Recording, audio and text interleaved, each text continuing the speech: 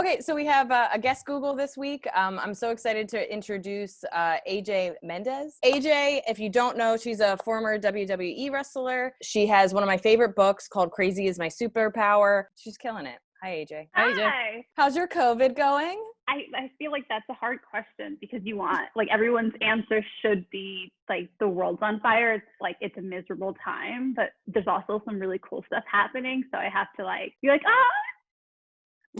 right. And I like, okay, do you want to get into your Google? yes. Okay, there's The Sims. We don't want to talk about The Sims. Cinnamon raisin bread, not interesting. Moving right along. What was the Google? right Like on. how to make it, or is it a health food? Not health. Oh God, I'm like 10 pounds heavier and it's all just carbs and I'm thriving. Cognitive behavioral therapy. So what was the actual Google? Like, what Cognitive is it? behavioral therapy. You I just went from Googled cognitive EMDR. behavioral therapy. Mhm. Okay. Some people form it in a question, but yeah, you know, like Google's like, got it from You're here. like, Fine. I want the entire internet to just tell me what this is. I have no direct questions about it. What I think the thread was, I started EMDR, which is like eye desensitization movement therapy. It's something where like if you have to like control the way your eyes move, it's mostly for PTSD. And then I think that led me in a wormhole to CBT. I'm super interested in that because it's like the end goal is, well, I'm a big like therapy champion, but like CBT, the end goal is like you become your own therapist, which as a control freak is really exciting. Normally, like with therapy, it's like you're very much in your feelings, and it's like there is not like an end goal in sight. It's kind of like working through like that emotional process. But for some people, they're a little bit, some people want like a more hands-on, like practical problem solving approach where it's not about like your emotions. It's just like, this is a burden. This is annoying. Like, how do I fix this? And people want answers. And so like, this feels like a way to get there. It's short term. You don't talk about your feelings. It's just like, here's a problem. Like, I have bad social anxiety. How do I fix this? They give you like steps to change the way you think, your cognitive process, and like study how you are you're thinking about the future and creating problems for yourself that don't exist.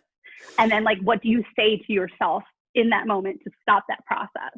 So it's like homework based and like a diary based. And then there's an end goal where like at 5 months, you reevaluate. It's very practical for people who want to like, as somebody that likes not lists, deal with that I feel stuff. like that's all of us. Like, I feel like What happens if everybody gets into cognitive behavioral therapy and then therapists aren't needed anymore? Like, what do they do? we all know there's always an endless list of problems. It starts out with, I don't want to scream at my roommate, and it goes into, why am I screaming in the first place? It continues forever. Yeah.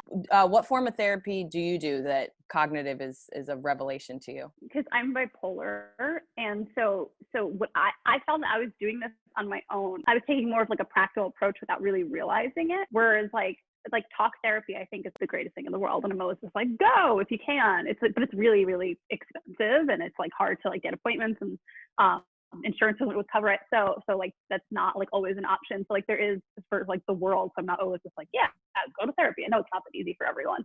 But I like the more like hands-on approach, and I was kind of doing it for like my depressive cycles without realizing it. Like I was kind of going, okay, this is a depressive cycle. Like, let's talk through it. Like, I know this isn't me. I know this is a thing. And it's like, I was kind of doing it and training myself on my own. And I realized that that's like actually a part of CBT, is to like, to identify like your unhelpful thoughts and like stop them before they become behaviors. So like when I would be like, I call them my dark days, my like depressive days, because they're super melodramatic. And like, they like that. They like, some days it's like, okay, you want to like sit in bed and cry, that's fine. I'll give you today. Or it's just like recognizing it's outside of you. And like that, just that little bit of like separation is such a helpful way to get through it. And so like, that's like a big proponent of CBT, is kind of separating yourself and your thoughts. I think you should start charging people. I feel better already. I feel like we really did something. I honestly did like take something from that. I was like, you're right. I can't just give myself the day to sit and cry. What's wrong with that? And just because I want to cry all day doesn't mean my life is over. Thanks, AJ. Yeah. I mean, I think we should just give you all our Patreon money for that one. I think you earned it. No, okay. So no, but it was good. But like, I know where he'd be like, no. She's, Hold up. wait till she gets a certificate or something. That was awesome. Thank you, ladies. Definitely. Bye. Bye.